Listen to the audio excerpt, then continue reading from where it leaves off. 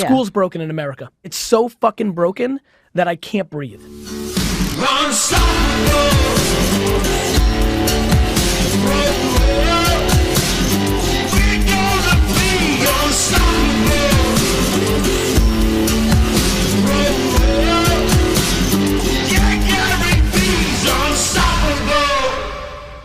Here's the scariest scenario with education in America today.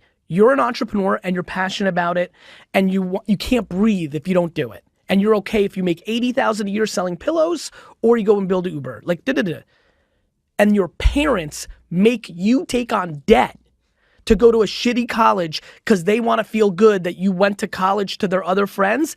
That, to me, is scary as fuck. The reality is, the world changed.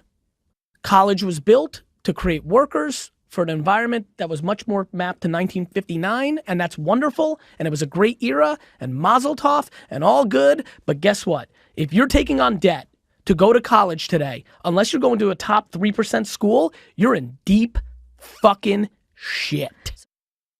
Listen, I'm not trying to shit on school, like, especially because I think people, like, look, if you guys want to work at Boston Consulting in this building, you better fucking get your grades up, go to grad school, go to fucking Stanford or Harvard. That's how you get into McKinsey, right? If you want to be a doctor, like, you need to learn the craft. But like, for most of us, my biggest piece of advice is to meet as many people and make significant relationships, like friends, like, for real, and enjoy the last vacation that looks like this in your life. It's a fucking vacation. Like, I would enjoy it. Like, so many of you are gonna stress out your last 2 years thinking it's gonna be an indicator to your life. Just don't fail out. That's my rally cry. Just don't fail. Like, if you really think in 2018 that your grade point average swing of 1 or 2 points, let alone point something, have any indication on how your life is gonna play out, you're fucking lost. College is new. Guys, college is fucking new. In 1940, which is 5 minutes ago, not everybody's fucking dream was to go to college. When the economy collapses on the back of all the college debt that all of you are incurring, and everybody blames the racket of college for it, it'll be like banks or other things. The brand will be so bad, the conversation will change. And I do believe that you will be the generation of parents that don't force your kids to go to college. So I think 30? I think Stanford, Harvard, I think the top 17 will be able to hold on a little bit longer just on brand. But I think the really good schools, like the state schools, like kind of that upper middle, I think they're very vulnerable.